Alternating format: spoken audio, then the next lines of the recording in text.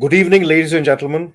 Thank you all for being here with us and watching this very special live interaction. One of photography's greatest joys is that it can be practiced by just about anyone, and brilliant photographers can come from just about anywhere, from all walks of life, and sometimes from among the most ordinary sections of society as well. In fact, photography happens to be the world's most favorite hobby, a way for everyone to not just preserve their most important memories, but also a way to explore this world. It is a hobby that is healthy, it keeps the mind and body active, relaxed, observant, alert, and appreciative. And it is also largely environment friendly. And a single photo can mean a thousand words, especially in today's world where you can share a photo instantly with thousands of people. It is in this spirit that we launched the Corporate Photography Challenge. If you happen to be working in an organization, any organization or company, and if you have an interest in making pictures using any device, be it a cell phone or a camera or a serious photographic tool, then this contest is for you. This is a contest with themes that a lot of executives and professionals will be familiar with and will find interesting.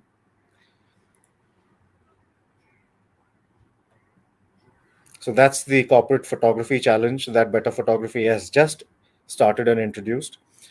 There are six wonderful themes that I think almost every executive in every company working and in any kind of a job will be familiar with. The first one is lockdown diaries. The second theme is organization, disorganization. The third is travel, joy, and monuments because we all love to travel. The fourth is still life from home. The fifth is my family and other animals, pets, your plants, all kinds of family members are included in this. And the sixth, and of course, a very hot favorite with all of us, is nature and wildlife. Do participate in the Corporate Photography Challenge. There are some fabulous prizes to be won, and there is no entry fee. So it's just the desire to share photos that you find interesting. So do participate. It is true that photography can be practiced by just about anyone and anywhere, and especially with subjects that is as varied as nature photography. But today's guest is certainly very different and very unique. He happens to be an accomplished wildlife photographer whose attention has moved towards wildlife conservation over the years. And here is truly a large hearted individual when it comes to this. But saying that he is large hearted is actually closer home in truth in more ways than one. Because our guest this evening happens to be Padma Bhushan Dr. Ramakanta Panda, one of India's foremost of names in the medical community and one of the most renowned cardiac thoracic surgeons in the world. Thank you, Dr. Panda. Thank you for being with us this evening. Thank you, Mr. Pillai. It's a pleasure. It's a pleasure for me to be in this interaction, and it has been you have been, I know about you for a long time, and you are doing a fabulous job and running the best photography magazine in the country, and it has been a pleasure to be here to interact. And it's Thank you so much for giving us your time, Dr. Panda. In fact, if I believe that you're in fact coming from a surgery to attend our live session. yes. So thank you so much for that. I just came out of the second time surgery, so yeah. Fantastic. Fantastic. So, again, a small message to all the viewers who are looking at this live session. During the course of this interaction with Dr. Panda, at any point, if you would like to ask a question to Dr. Panda, please do so by simply typing your question in the comment section. Selected questions will be asked and answered by Dr. Panda live. But before we speak to Dr. Panda, here is a small showreel that will give you a glimpse of some of his wildlife photography. Can we have the showreel, please?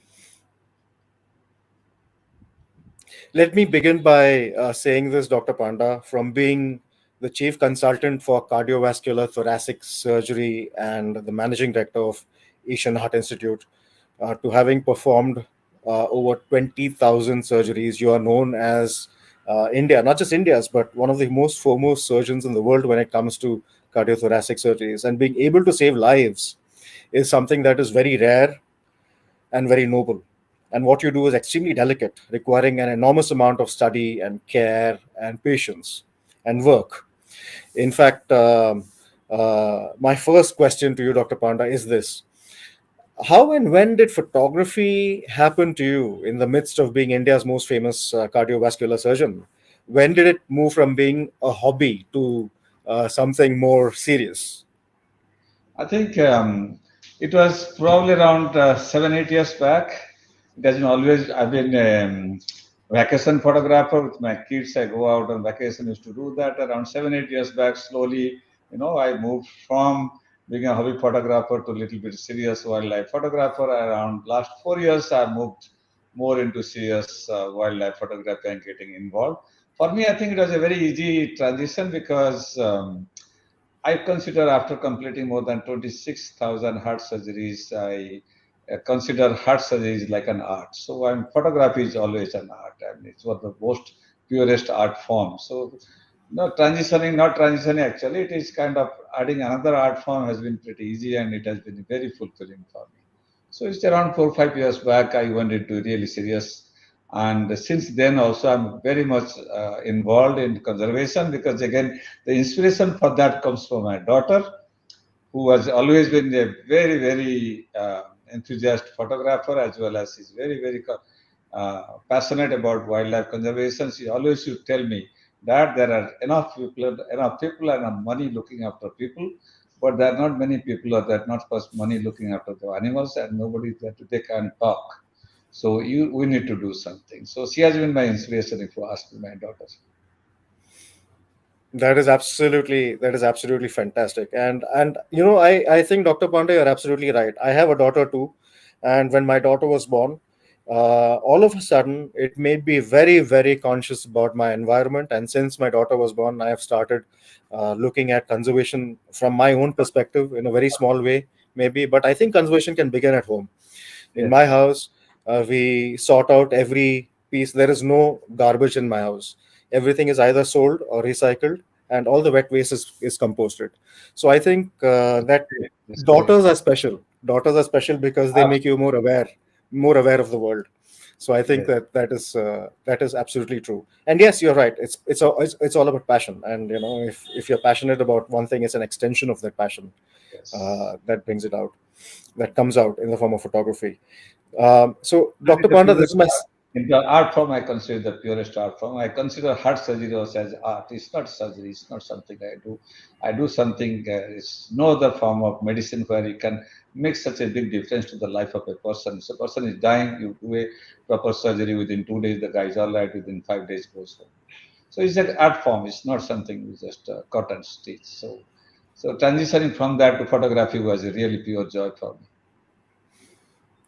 I lost a transition, fantastic. adding another art form to my cardiac surgery, which is my passion from my heart. That's fantastic. Hearing you talk about especially heart surgery, something that us, when common people like us, we are, especially when you think about something like heart surgery, it makes us very scared. But hearing you Yes, speak about it as passion is something that is quite special and heartwarming.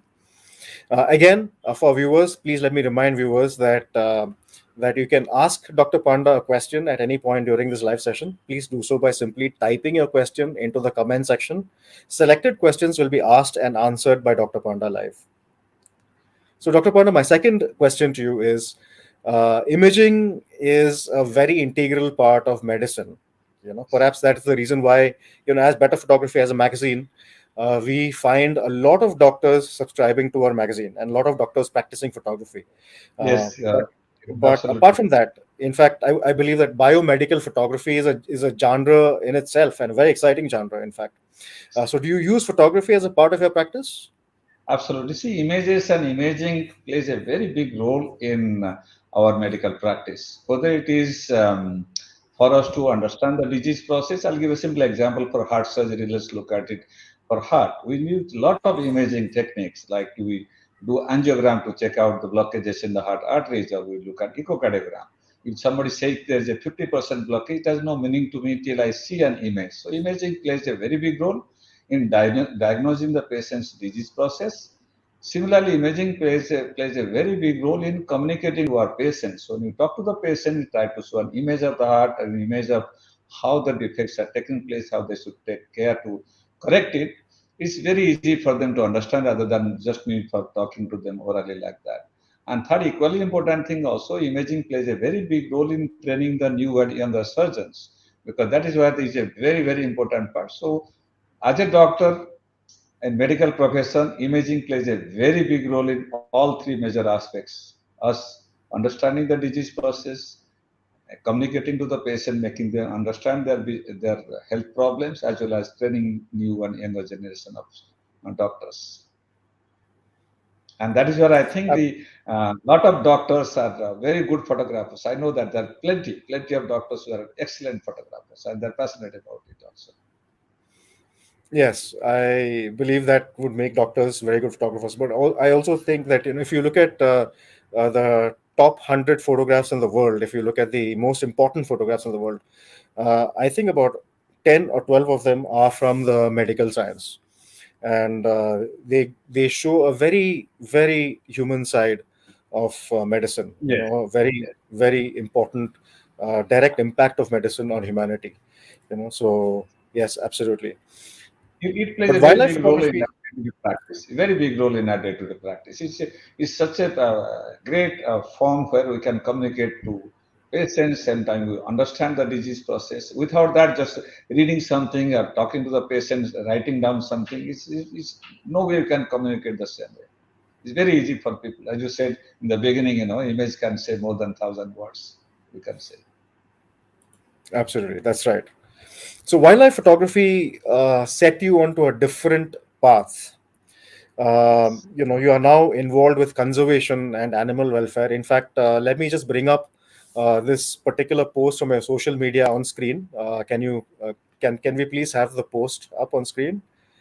Yes. So this is actually an ambulance that you have donated.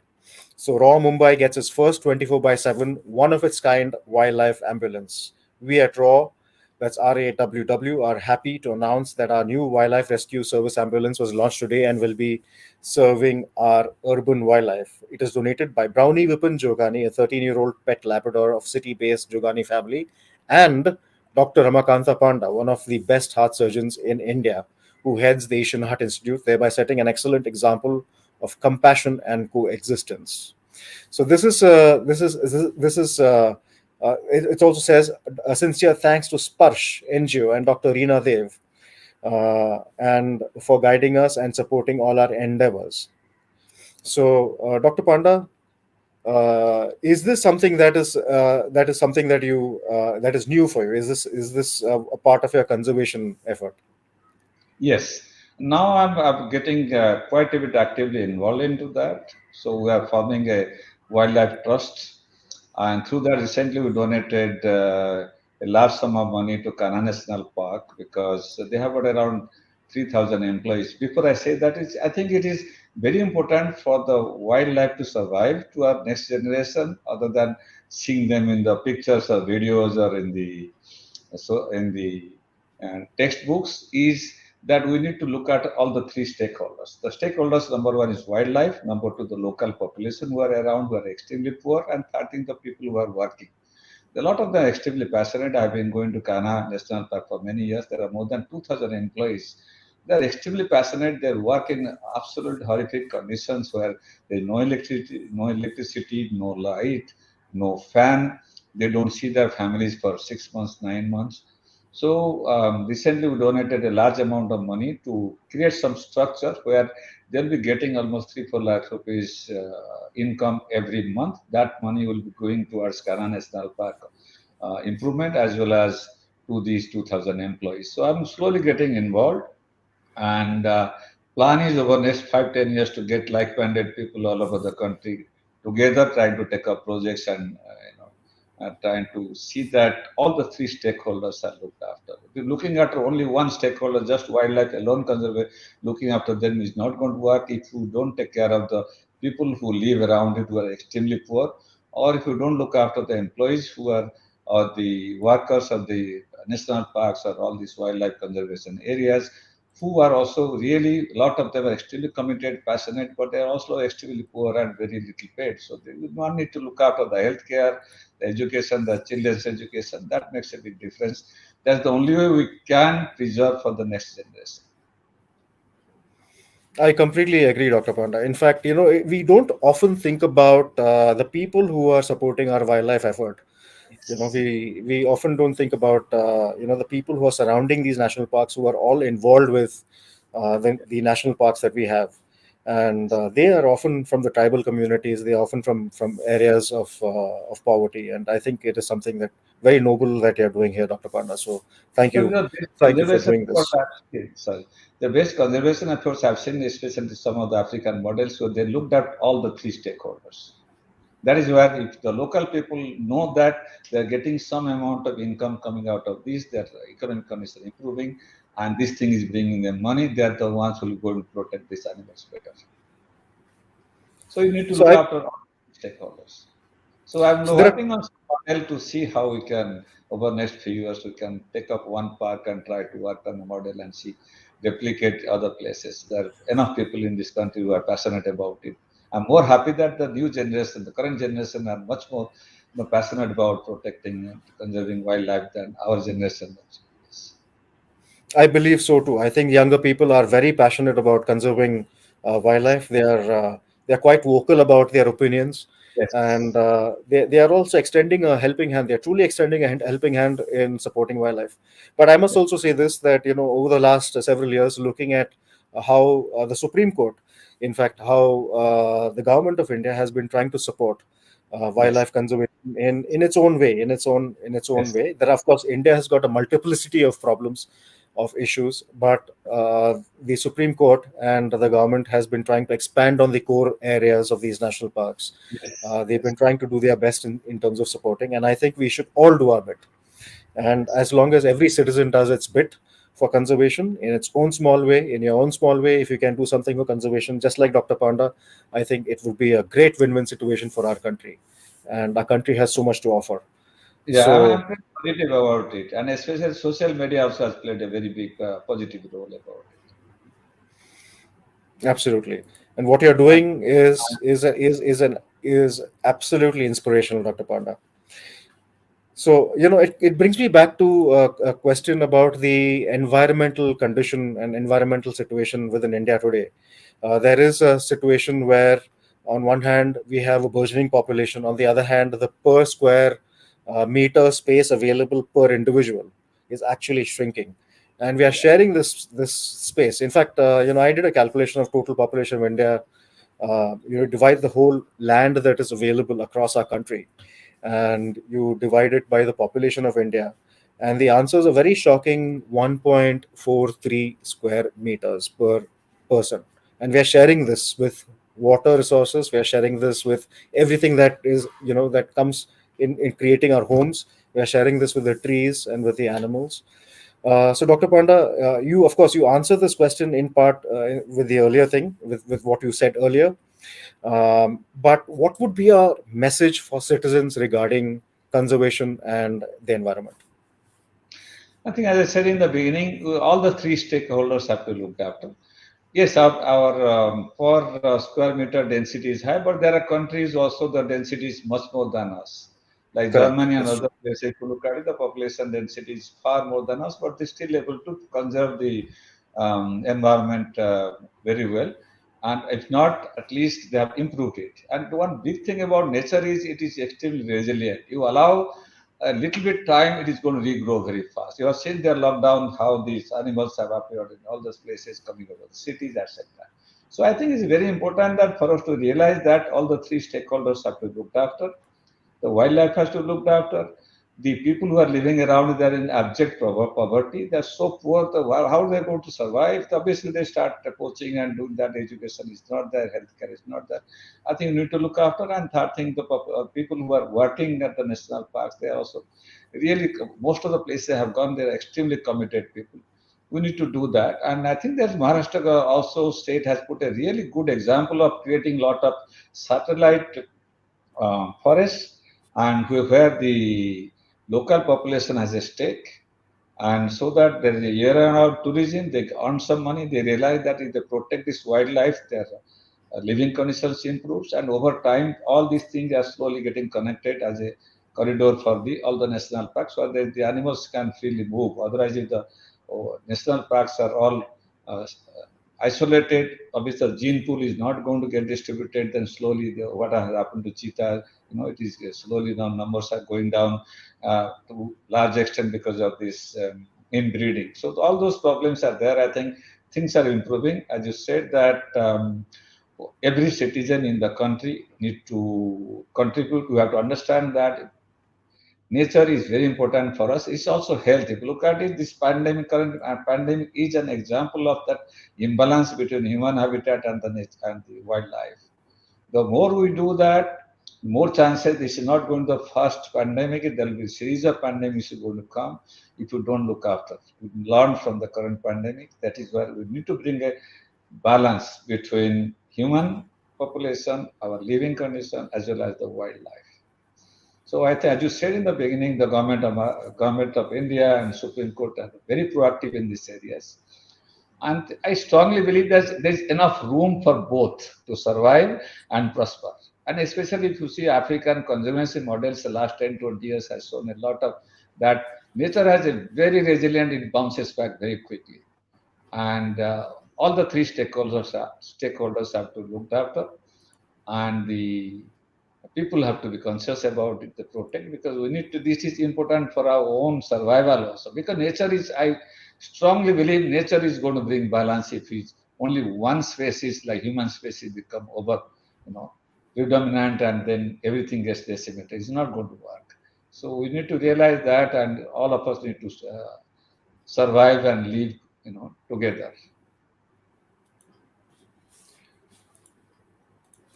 So there are obvious takeaways from Dr. Panda when you talk about your profession, which is basically the medical profession. And as a surgeon, there are takeaways from your profession that would be very useful with wildlife photographies. Patience, meticulousness, being among the foremost of surgeons in the world must mean that you have exceptionally steady hands. And these are all qualities that are very essential for wildlife photographers. Yet it is said that nature is also a very great teacher. Were there learnings from wildlife and nature photography when you do wildlife and nature photography? Were there learnings that extended into your life and to your professional practice? Oh, absolutely, absolutely. One of the most important thing I learned from nature is resilience. You have seen the resilience in how during lockdown things have changed. You have seen the whales appearing in Mumbai coast. You have seen elephants walking on the streets of cities. So nature has a tremendous resilience. You allow, no matter how much destruction we do, we allow 5, 10 years, you see the entire thing comes back. The same thing about human life, about whether the patient has a disease or has a heart problem. This is something I learned about resilience, which you can also practice in our own life. If you have a problem, we should not just give up that, it's the end of life. It's not. Even somebody has a heart problem, it's not the end of life. You can be resilient like nature and come back. You can change your lifestyle, you can improve upon your lifestyle, you can control the heart disease or other diseases that can become as healthy or better healthy than before you had the problem. So that is one of the measures thing I learned. Other thing is equanimity. If you look at in nature, there is a predator, there is a prey. The prey is weak, but there is a smarter way of outwitting the predator. The same way you need to learn with the day-to-day life. The day-to-day life also faces all kinds of problems. Life is not easy, but same time we must learn how to survive, how to outwit all the problems we face day to day. So we can do that. So nature has taught me a lot of, especially these two things. One is resilience and bringing equanimity. That's absolutely wonderful. In fact, very strong message right there to everybody who's watching. The human body is as resilient as nature is, Absolutely. and all we Absolutely. have to do is to take care of our health, and things will actually automatically improve. But please, please do visit a doctor and get advice from doctors. Absolutely, absolutely. Don't treat yourself. Don't care. Neglect your health. But body is like that, just like nature. You allow the body to recover. You take proper care of your body. Is going to come back. Most of the diseases can be cured. If not cured, at least you can lead a good quality of life without the disease affecting your day-to-day life. So, Dr. Panda, this is a cliched question for you. Who are or what who or what are your greatest inspirations? So, ask me for professional angle, my inspiration has been my mentor. His name was Dr. Floyd Luke. He was one of the pioneering heart surgeons in the world and who pioneered most of the techniques about bypass surgery, redo bypass on those areas where I have got the expertise. So he's always has been my inspiration and uh, my inspiration in my life. In addition to that, of course, there are other areas where we know that one is obviously in the life. If you look at it, my has been our ex-president APJ Kalam, Dr. APJ Kalam. I knew him at a personal level. He's a great man, and I can. I mean, I think probably half of India look at our father of the nation, Gandhiji, as an inspiration. I had two. Um, somehow connection with Gandhiji. I just recently operated his great grandson, and also I operated his secretary Mahadev Desai's son Narayan Desai many years back. So Gandhiji always has been a great inspiration for me. And also in terms of resilience, as we talked about resilience and longevity in profession, I think nobody can beat Amitabh Bachchan, and he's always an inspiration for me. If you look at it, he has there are very few who have been so successful for such a long time and has such a great work ethics. It's a legendary. If you know about Mr. Bachchan, that it never is always the first one to arrive and never late in his shootings. So these are some of the people. If you look at it for my inspiration, my mentor who taught me cardiac surgery, Gandhiji, Dr. APJ Kalam, and if you look at the professional space, somebody who aspire to be like is Amitabh Bachchan, who is again, as we talked about, resilient, longevity, and impeccable. Anything he does perfectly. Absolutely, I completely agree with you there. I mean, all the names that you spoke about, Dr. APJ Kalam, Mahatma Gandhi, Amitabh Bachchan, all examples of success, but success with spirit, success Yes. with determination, and success with Yeah. spirit is the right word. I think. I operated some of the, as I told you, his grandson, great grandson, and his secretary's son. So I got a lot of insight about him from these people. It's astounding. It's astounding. Yeah, about I think Gandhiji. that's one of the fabulous bits about your profession, my profession as well, because we keep meeting some incredible people. I'm meeting you now, you over here, and getting to know about certain ideas of conservation, which I think is very inspirational. So No, it's let me steer the conversation a little bit towards photography, and let me ask you about some of the favorite places that you like to shoot, and why some of these places. You asked me my most favorite place is Mumbai. I was indoctrinated to it by one. He's again all his life he has committed. Sanjay Monga is one of the foremost bird photographer Of in the course. country. So Sanjay actually introduced me to Mumbai photography around 7 8 years back, and that is my most. There are more than 300 species of birds who visit Mumbai. If you look at it, half of my bird photographs are in and around Mumbai, and the most important for me is flamingos, and I have got some of the best flamingo shots. So that is one. Second thing, another place I look at again is a great story of conservation is Chilka Lake. 20, 30 years back, the entire bird population was decimated. Only two, three people with their passionate effort. There's one, Mr. Bhujbal. He's 77, 78. All his life, he has been passionately protecting these places, and today it is one of the best places for birding. In addition to that, one of my favorite places is Kana National Park.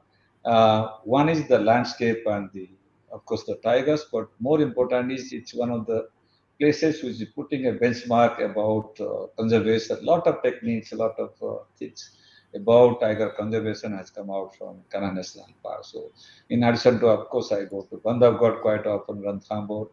In India, outside, Corbett has gone little less because of the distance. With my heavy busy practice, I can only afford 2 days in a weekend only, Saturday, Sunday. So I try to go to places nearby.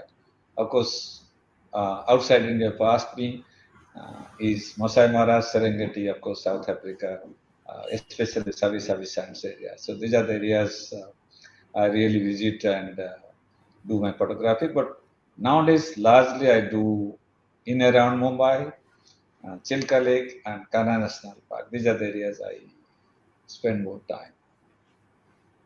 So, a related question, Dr. Panda. You have traveled around the world.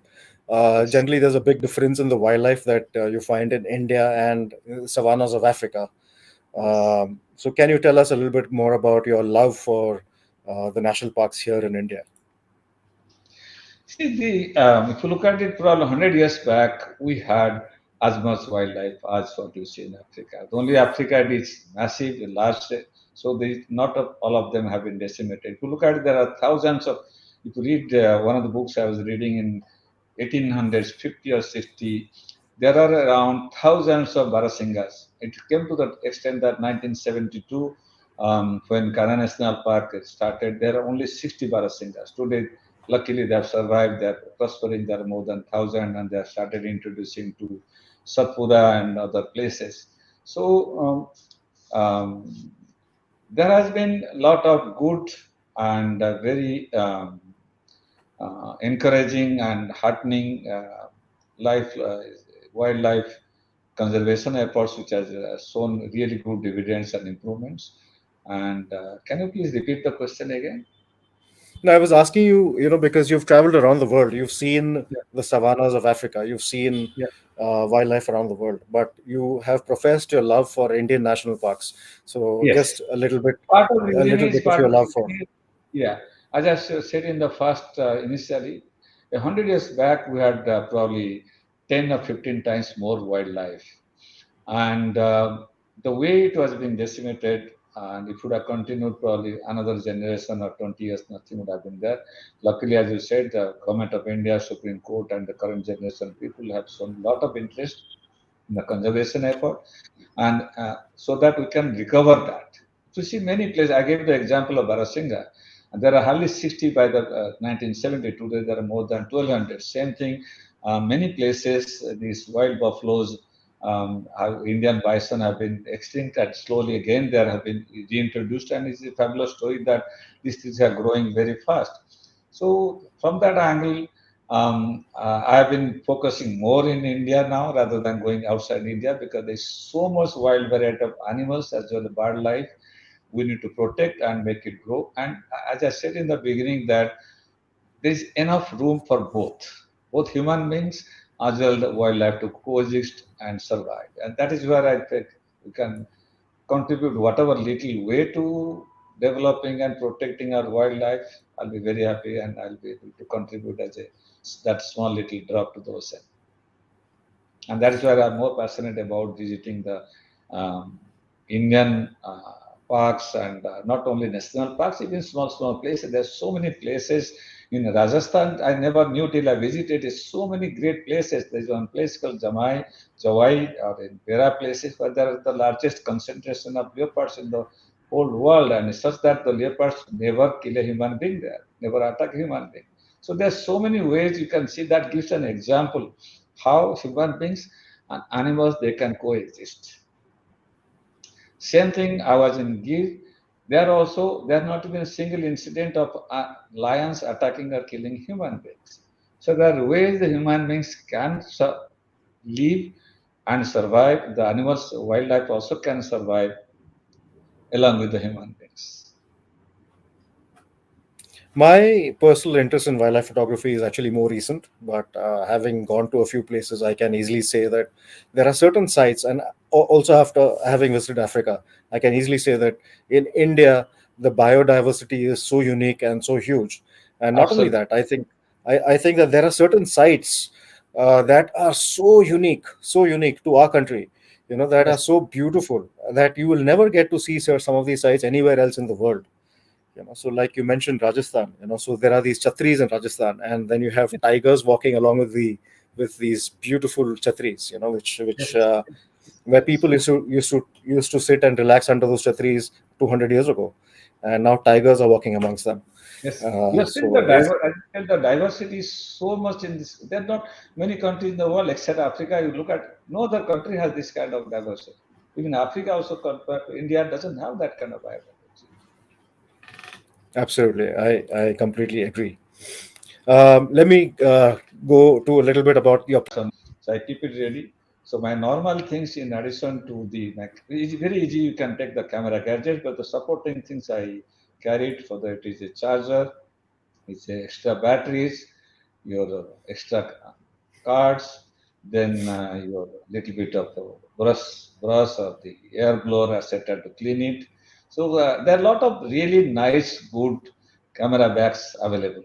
If within the country, you don't have to go for a very high end. I believe that you don't need to because some of the best photographs have been done with the cheapest equipment. It is not the equipment; it is the people or the brain behind the equipment that makes the difference to a great photograph.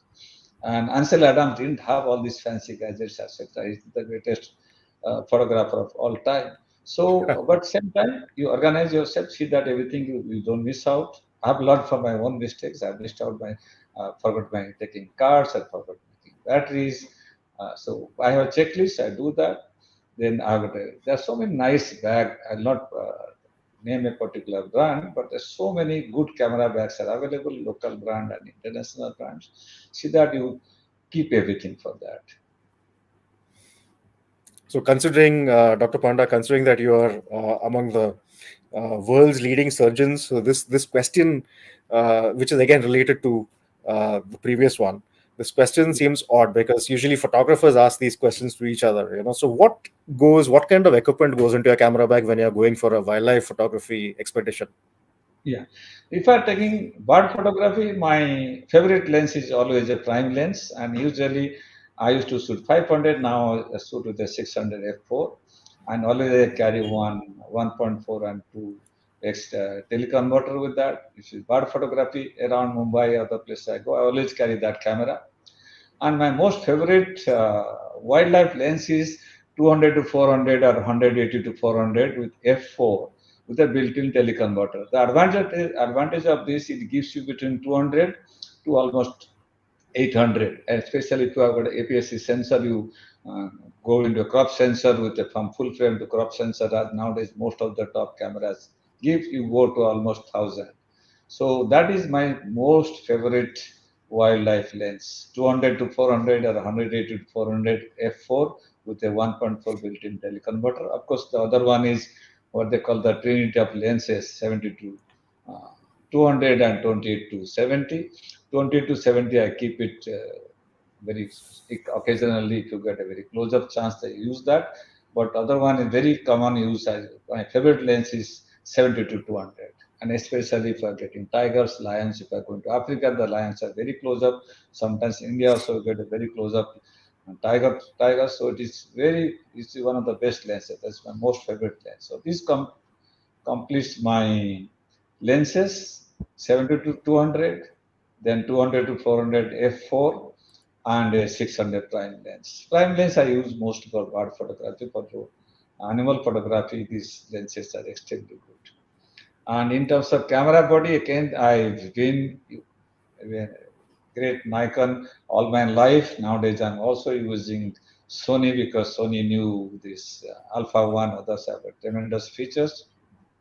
So usually I carry two or three camera bodies so that I don't rely by chance if so water gets in or one of the camera body doesn't work, I'm not stuck up.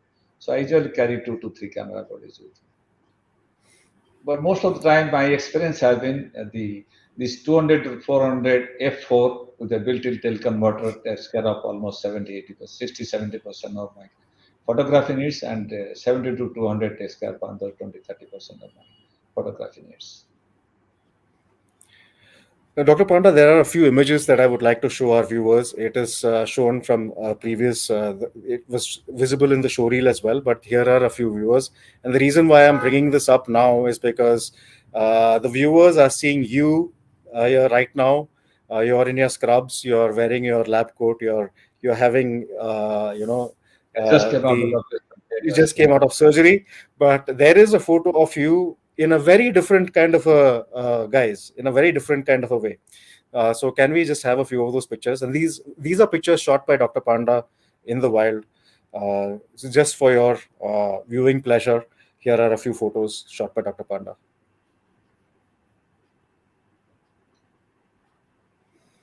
What I really, really, truly admire and love about wildlife photography, especially the kind of wildlife photography that you do, Dr. Panda, is that there are some very seemingly innocent, beautiful photographs right here, which which show the joy and beauty of nature in a truly simple, innocent sort of manner. Yeah, I'm a self-taught photographer. I just learned it by, from making mistakes, learning from this one. Few things I learned as a photographer. Most important, number one is you should have patience. Uh, and number two, you do your homework beforehand. If you are going for a wildlife photography, at least try to do a little bit of reading about the your subjects you are going to shoot. Give enough space for the subjects. Don't impinge and into their habitat. Stay away from them so that make them comfortable. And sometimes I spend hours just sitting in one place. And other thing is don't run around. Quite often people go all over the go for a safari. They take one shot of one tiger here, then run, go to some other place, try to see another animal, take a shot. It has no meaning. I normally try to choose a subject. I decided this time I'll be spending time on this particular subject, and I follow that. I'll give you an example. Around a few years back, I had gone to Ranthambore. I wanted to take a picture of the tigers mating. And first day it was 45 degrees in month of June. First day from 3 o'clock till 7 o'clock, I sat, nothing happened. It was sweating. I must have taken 5, 6 bottles of water. Next day again, I went 7 o'clock till 10 o'clock, nothing happened. The person who was with me was getting very, very tired. He said, "Okay, Dr. Panda, it is 2 days you came and it is all gone. We are going back." I said, "Give me 5 more minutes." It continued for 15 more minutes, 5 minutes, three times I did. On the 16th minute, everybody had left. I was the only vehicle there. It was hot, like 48, 49 degree. And then the tigers got up, started mating right in front of me, around 30, 40 feet away. I got the Wow. best mating photos of my life. So that taught me that you need to have patience, give enough space to your subject, don't impinge into this one, don't run around trying to take 100 photos. End of the day, there are, it's a bird photography, of course, there are hundreds of birds, but if you look at animal, there's only tiger and there's few predators and there's few herbivores. So if you just wait and watch, then you get some of the best photos. Some of my best photos have been like that. So I think cardiac surgery have taught me to have patience. So that's all I'll advise. I'm a completely self-taught photographer. I never anybody taught me or I attended any classes, anything. I just read few articles. Of course, I read some of the articles by the best photographer. That's something that they taught me that you know choose your subject, read about your subjects, and give space to them, and have patience. Just sit and observe them. You will get your best photos. Recently, I have been there. Same thing. I said no. This only one I'll do. I'll not go anywhere. They said, "Sir, you are not getting anything." I said, "No, wait, you will get it." And then I got some of the best tiger photos ever. So you have to have patience. Fantastic. Wildlife photography is all about patience, and from whatever you've said, so is surgery as well. And I think that there are great learnings that come from both professions, photography as well as from medicine. Uh, And here is a question again. Of course, I was actually discussing this with my father, and who also happens to be a photographer. And he was telling me that the most important critical aspect of giving, whenever you give yourself to something, the most critical aspect is you need to give it time. and you need to Yes. give it your energy and your dedication. And that is something that most people actually somehow don't take away from this, because we all say we are also stressed. We all lead very stressful lives with our corporate. Of course, 9 to 9 to abhi hai nahi, because it's now it's become 24/7, especially during the pandemic when a lot of people are working from home. But the stress levels have, even That's though working from home has happened, stress levels have increased.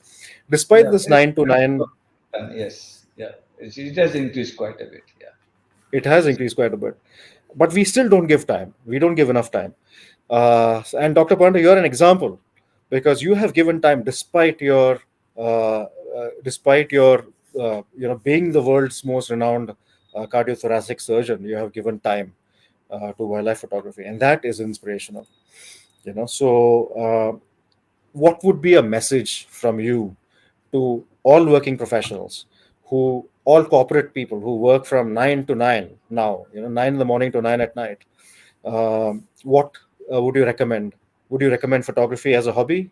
How does it help? What does it teach? What will it Yeah. teach? Absolutely. Absolutely. I always say that you need to work very hard to succeed. You need to be passionate about what you are doing. But same time, always I say to all the professionals, whenever I go with these young doctors, I give take classes for them. I said, always keep some space and time for to smell the roses. Don't get so consumed by your profession that everything else you neglect. Don't neglect that, because there's a space for everything. If you look at some of the most successful people in any sphere of life, they smell roses. They keep time to smell the roses. So that can be anything. That could be your family, it could be relaxation, you can do exercise, you can do yoga. I think nothing for me, nothing is better relaxation than doing photography. I call it my nirvana time. So I strongly, very strongly recommend to all the professionals to get into photography. And today you don't need to. As I told you, I mean, I learned from that from the best photographers, reading their articles, etc. And my personal experience. You don't need the most fancy equipment. Some of the best photographs have been shot with the iPhone or your smartphones and some of the most basic equipment. You don't need to do that. But it's a pure art form. It is one of the most joyful art form. It is universal, as you said. It is so. I very very strongly recommend to all the professionals, especially corporate executives, to get into that. I have been doing that all my life as a just as a hobby, but just as a weekend little bit photography. But at least last 7 to 10 years, I'm into it passionately, just like cardiac surgery. I know how much relaxation it brings in.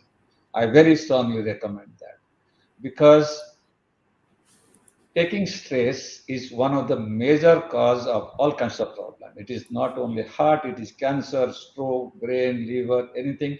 Stress is into it. And one of the biggest way of relaxing is photography. I love it. I very, very strongly recommend everybody. And there you have it, viewers, from one of the leading authorities in the world on heart health, and one of the leading surgeons in cardiac thoracic surgery is telling you that photography is a very wonderful hobby to have. So, to all people everywhere watching this, I Yeah, I think call it my nirvana time. So it is really relaxing. Forget about the world. You just get into the nature. You see how it is pristine and how it is innocent. absolutely. And that, Dr. Panda, would be my last question for you tonight. Thank you so much for spending this time with Most us online, and not just that. It's taking time off from your from surgeries and being with us, because what you do is very very important. And No, let it's again a me part of my passion. Photography is a passion. When you asked me, I couldn't have never said no to it. I can always find space, as I said, always get time for you to smell the roses. This may smell the roses time. And your Better Photography is the best magazine in the country for photography. You're doing a great job in terms of, bringing people to realize this is a great art form and a great form of relaxation. So I couldn't say no to it. Thank you so much, Dr. Panda. That is indeed inspirational for me, because yes, better photography is my passion. It is something which I'm very very close to for many many years now. And viewers, there you have it. It doesn't matter what kind of a job that you're doing, but take the time to smell the roses. And I think that would be the most uh, wonderful advice that Dr. Panda has given in this session. And it is also the reason why we started the corporate photography challenge. Regardless of who you are, you'll be working in a company. You could be working in your own company. You could be working in you could have founded your own company. But if you are interested in photography, here is a contest with themes that a lot of executives and professionals will be very familiar with. Can we have the image of the corporate photography contest on screen again, please? Yes, so this is the corporate photography challenge. There is no entry fee. All you have to do is share your images with us. If you find an interesting image in any of these themes, and these are very wide themes. So the six themes are lockdown diaries, organization, disorganization, travel, joy, and monuments, still life from home, my family and other animals. By the way, My Family and Other Animals is the title of a book by Gerard Durrell. That's how we got the name of this theme. But animals are also our family. We have an extended family right there.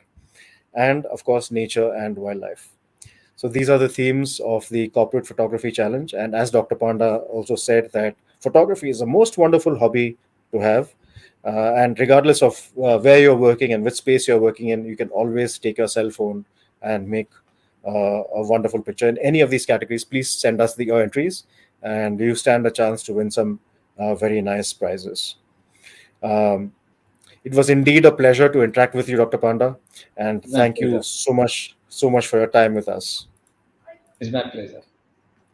This brings us to the end of today's live session with Dr. Ramakanta Panda, exceptional surgeon, exceptional wildlife photographer, and perhaps most importantly, an exceptional human being.